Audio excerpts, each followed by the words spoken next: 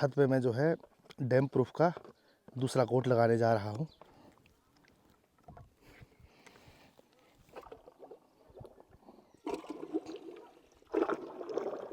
कुछ ज़्यादा ही गाढ़ा हो गया है ये पेंट, लेकिन ज़रूरी है। सेकंड जो कोट है उसके लिए इसी प्रकार की जो है मटेरियल की ज़रूरत है ना, ताकि बढ़िया से वाटर प्रूफिंग हो जाए। नमस्कार दगड़ियों, स्वागत है आप सब लोगों में नए ब्लॉग में। दगड़ियों, ब्लॉग की शुरुआत सुबह के 10:30 बजे से हो रही है और आज छत पे मैं जो है डैम्प प्रूफ का दूसरा कोट लगाने जा रहा हूँ। फादर साहब भी जो है लद्दाख पहुँच चुके हैं। सुबह 6 बजे की उनकी जो है फ़्लाइट थी और करीबन 9 बजे के करीब 8-9 बजे के करीब वो जो है पहुँच चुके थे लेह में। बाकी 15 लीटर 20 लीटर की एक बाल्टी है, इसको तो पहले हाफ करेंगे। बाकी इसमें जो है 2-2 लीटर पानी हम ऐड करेंगे ताकि थोड़ा सा जो है वो जो गाढ़ापन है वो हल्का सा कम हो जाए। बाकी सेकंड लेयर है, फर्स्ट लेयर में कुछ इस तरीके का दिख रहा है, तो सेकंड में बिल्कुल ये क्लीन हो जाएगा एकदम, है ना। थोड़ा सा कहीं कहीं पे आपको ब्लैक स्पॉट दिख रहे हैं तो वो बिल्कुल क्लियर हो जाएगा। तो ये है 20 लीटर की बाल्टी, इसमें जो है आधा हो गया होगा शायद, ये थोड़ा सा और डाल देते हैं। तो ये हो गया है करीबन 10-10 लीटर। अब इसमें एक बाल्टी में 2 से 3 लीटर पानी ऐड करेंगे। इसमें तो पहले से ही पानी ऐड था। पिछली बार जब हमने जो है इसमें वो किया हुआ था, डैम्प प्रूफ किया हुआ था, तो उसका जो है जब पानी आखिरी में बाल्टी धोई हमने तो उसका जो पानी था वो हमने यूज़ किया है ना। बाकी इसमें फिर ये ब्लैक पेंट है, ये मिक्स करेंगे। 200 ml ब्लैक पेंट है तो 100 ml इसमें, 100 ml इसमें, क्योंकि अगर नॉर्मल हम डैम्प प्रूफ करेंगे तो ये बहुत लाइट मारता है और धूप में तो इतनी चमक मारता है कि बहुत बेकार है आँखों के लिए। तो थोड़ा सा जो है ब्लैक कलर हो जाएगा, तो ये क्या बोलते हैं इसको, ग्रे टाइप की शेड आएगी इसमें ना। तो इसको भी ऐड करेंगे हम।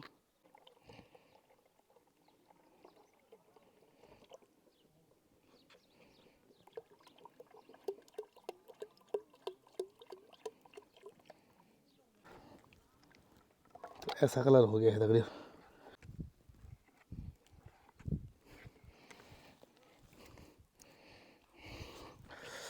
हाथ सुन हो जाएगा दगड़ी, इतना ज़्यादा वो हो रखा है।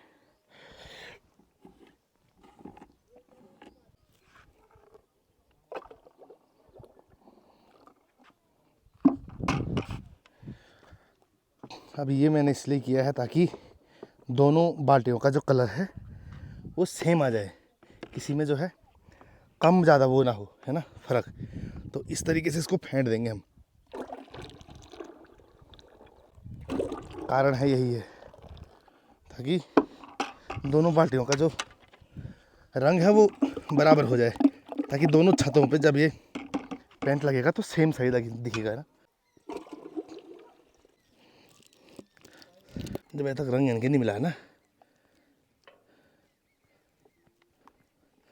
तब तक ये जो है होता नहीं है। कूपन आ गया, कूपन 20 रुपये का। पिछली बार 150 रुपये आए थे यार। ये कितने रुपए का है? 150 150।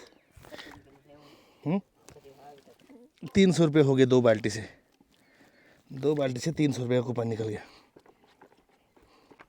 अब इसको करेंगे इस तरीके से मिक्स, ताकि दिखा देखो मैं बढ़िया घोल तैयार हो जाए।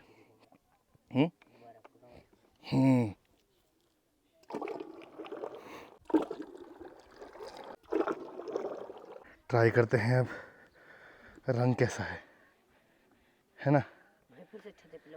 हाँ हाँ था दी कोट हूँ ना। वाह, अब ऐसा है कि पता ही नहीं लग रहा ना कौन सा कोट कहाँ पे हुआ है, क्योंकि पहले ही हमने सेम रंग किया हुआ है नीचे।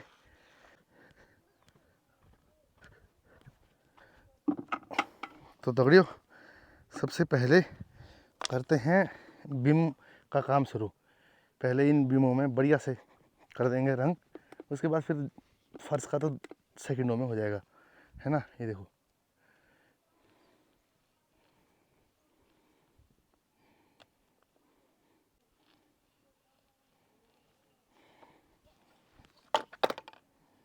वाह, ये लूज ही हो गया बेचारा।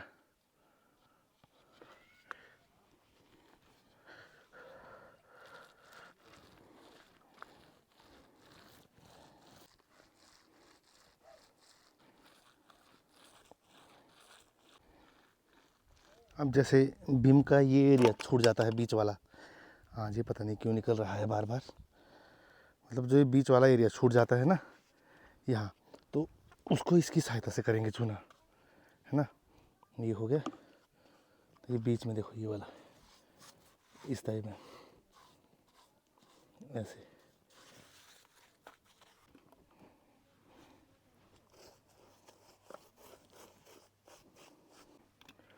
तो दगड़ियों, जो पूरे बीम वाले एरिया थे, और जहाँ मतलब ऐसे एरिया जहाँ पे वो बड़ा जो ब्रुश है वो ढंग से लगा नहीं पाएगा, जैसे ये हमारी रेलिंग है, इनके बीच में जो गैप छूट जाता है, तो उसके लिए छोटे ब्रुश की आवश्यकता है। तो वो लगभग ये पूरा एरिया मैंने जो है छोटे ब्रश से ये जो डैम प्रूफ है लगा दिया है। अब थोड़ा यहाँ से यहाँ तक का बचा है, उसके बाद फिर ये ओपन एरिया, इस एरिया में तो जो है जो रोलर है वो चला दूंगा मैं फटाफट, है ना। तो मेन यही वाला एरिया है, इन एरिया में फटाफट जो है इस तरीके से लगा दो। उसके बाद फिर रोलर, और 12 बज गए हैं, काम करते करते समय का पता नहीं लगता। और इस वाले ब्रश के साथ करने में ये दिक्कत है कि कमर इतनी दुख रही है ना, मतलब गढ़वाली में बोलते हैं कि कमर पटाण लगे, वो स्थिति होनी में बिल्कुल एकदम ऐसा थक रहा है ना एक साइड को। तो बस थोड़ा सा और है, 2-4 मिनट का, मतलब 10 मिनट लगा लो आप, 10 मिनट में ये वाला एरिया कंप्लीट हो जाएगा, और फिर रोलर का टाइम शुरू हो जाएगा। रोलर में तो किसी प्रकार की फिर कमर दर्द की शिकायत ही नहीं होती, एकदम बढ़िया एकदम।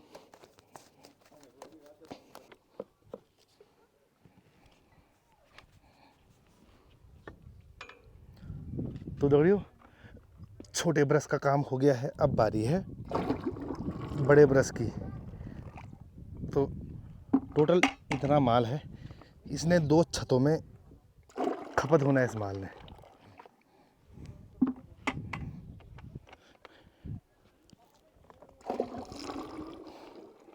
चलो, अब बारी है इस ब्रश की, सटासट काम शुरू करते हैं।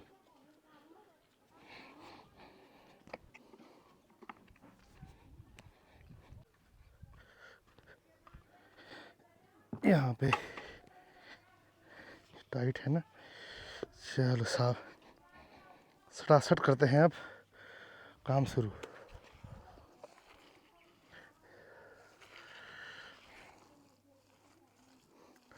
बढ़िया परत करनी है, एकदम मोटी परत, ताकि जो है बढ़िया काम हो जाए। एक मिनट, चलो चलो। तो दगड़ियों, दोपहर के 2:30 बजने वाले हैं और अभी तक भोजन नहीं हुआ है।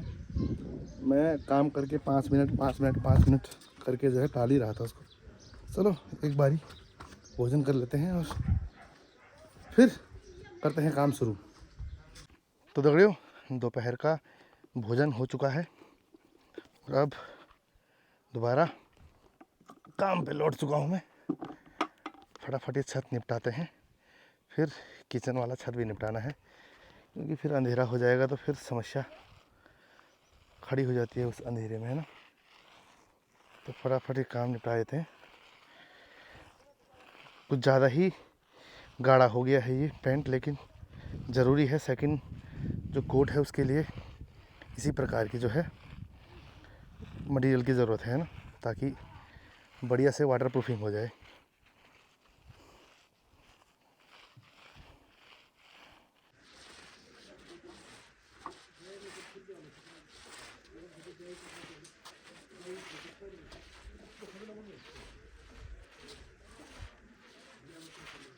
तो दगड़ियों, शाम के 3:30 बज गए हैं, छत लगभग पूरा हो चुका है। यहाँ पे थोड़ा सा ये अजीब सा दिख रहा है ना आपको भी, मेरे को भी लग रहा है या तो ये गीला हो रखा है या कुछ, क्योंकि उतने एरिया में धूप अच्छी थी तो पता लग रहा था कि कितना एरिया हो गया है, कितना एरिया बचा हुआ है। लेकिन यहाँ छाया, जब छाया आई तो सारा रंग एक सा लगा। अब किया तो मैंने अच्छे ढंग से था, ये देखो मुझे ये लग रहा है या तो यहाँ पे ज़्यादा हो गया है या तो कम। कल सुबह जब धूप आएगी बढ़िया ढंग से सूखेगा तब पता लगेगा कि इस वाले एरिया में कितना हुआ है, नहीं तो दोबारा डैम प्रूफ कर देंगे इतने एरिया में। बाकी ये भी हो चुका है, ये देखिए सामने वाला छत तो कल ही होगा, अभी किसी भी प्रकार की पॉसिबिलिटी नहीं है, क्योंकि अभी तो ये पूरा सीढ़ी बचा हुआ है। तो ये वाला पोर्शन देखो, यहाँ से पूरा सीढ़ी ले आते हुए ये पूरा एरिया ख़त्म कर देता हूँ आज मैं। उसके बाद कल सुबह उठते ही सामने वाला छत कर देंगे हम। तो शाम के 4:30 बज रहे हैं दगड़ियों। ये सामने वाला छत, इसके साथ लगा हुआ ये बाथरूम का छोटा सा छत, और ये नीचे जो सीढ़ियाँ, इनमें जो है डैम प्रूफ का डबल कोट हो चुका है, डबल कोटिंग कंप्लीट हो गई है। और कुछ इस प्रकार से लग रहा है छत। अभी तो गीला है, ऊपर जा नहीं सकता मैं।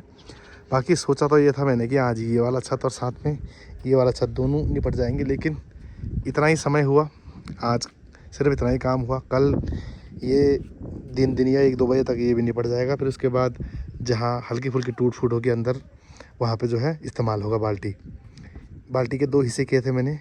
एक मतलब एक हिस्सा पूरा यूज़ हो चुका है, एक पूरा हिस्सा बचा हुआ है। और ये फ़िलहाल कुछ मेरी हालत, हाथ इस तरीके के हो रखे हैं। अब इनको निकालने के लिए इतना रगड़ना पड़ेगा ना, ये डैम प्रूफ बहुत मतलब चिपचिपाता होता है, लेकिन एक बार अगर सूख गया तो बहुत रगड़ाई मांगता है ये। बाकी ठंड भी शुरू हो गई है, मैं भी ज़रा मुँह हाथ धोता हूँ पहले। तो जो ये ब्रश वगैरह है इनको धो के रखना पड़ेगा ताकि कल काम आ जाए, नहीं तो अगर रात को ऐसे छोड़ दिया तो ये सूख के जम जाएंगे, फिर ब्रश खराब। तो शाम के 6 बज रहे हैं दगड़ियों, और आज का काम संपन्न होता है। सिर्फ एक ही छत पे लगा पाया मैं, जैसे कि मैंने बताया। सोचा तो ये था कि दोनों छतों को निपटा लूँगा, लेकिन फिर अकेला था। परसों फादर साहब थे साथ में, जब फर्स्ट कोटिंग लगाई तो उस दिन फटाफट हो गया था। तो वही मैंने उसी हिसाब से अंदाज़ा लगाया था कि आज भी दोनों छत हो जाएंगे, लेकिन आज मैं अकेला था तो रफ्तार आधी हो गई है ना, तो काम भी आधा ही हुआ। तो कल उम्मीद है कि उस छत पे हो जाएगा, और साथ में बाथरूम में भी कहीं कहीं पे जो पपड़ी जमी हुई है उसको भी खुरस के, अगर बच गया डैम प्रूफ तो उसको वहाँ भी यूज़ कर लेंगे, है ना। तो फाइनली कल जो है इस काम से भी छुटकारा मिल जाएगा। कब गया था मैं, देहरादून, उस समय लेके आया था। फिर उसके बाद गैरसैंण में 1-2 हफ्ते पूरा वहाँ व्यस्त रहे, वहाँ का काम निपटाया। फिर जो है यहाँ के काम की बात थी, यहाँ खुर्चा पहले इसको साफ़ किया, उसके बाद पॉलीमर लगाया जो केमिकल लेके आए थे, फिर वो तो आप ब्लॉग के माध्यम से देख ही रहे हो। बाकी अभी नीचे गया था मैं, मशरूम हट के पास भी गया था, वहाँ पे देखने। थैलियाँ तो हमने पैक कर दी हैं। अब 15 से 20 दिन उनको बिल्कुल छूना भी नहीं है, अंधेरे में रखना है। और जब उस पर फंगस लगाएंगे, है ना, उसके बाद फिर उसके ऊपर एक लेयर खाद बिछाएंगे, फिर थोड़ा सा उसको नमी के लिए पानी देंगे, और फिर उसमें से जो है हमारे क्या होते हैं, भूल ही गया मैं, मतलब यहाँ तक बात आ रही है, वो क्या बोलते हैं, किस चीज़ का हट है वो, मशरूम। हाँ, मशरूम अंकुरित होंगे उसमें से, है ना। तो ये कुछ है। तो चलिए करते हैं आज के ब्लॉग को इसी के साथ समाप्त। देखने के लिए आप सभी का बहुत बहुत आभार। उम्मीद करता हूँ कि ब्लॉग देखकर आपको अच्छा लगा होगा। वीडियो अच्छी लगी है, वीडियो पे लाइक कीजिए, प्यारा सा कमेंट कर दीजिए। चैनल पे नए हैं, चैनल को सब्सक्राइब करना मत भूलिएगा। बाकी मैं मिलता हूँ आप लोगों से बहुत जल्दी एक नए ब्लॉग के साथ। तब तक आप लोग जो है अपना और अपनों का ख्याल रखिए। जय भारत, जय उत्तराखंड।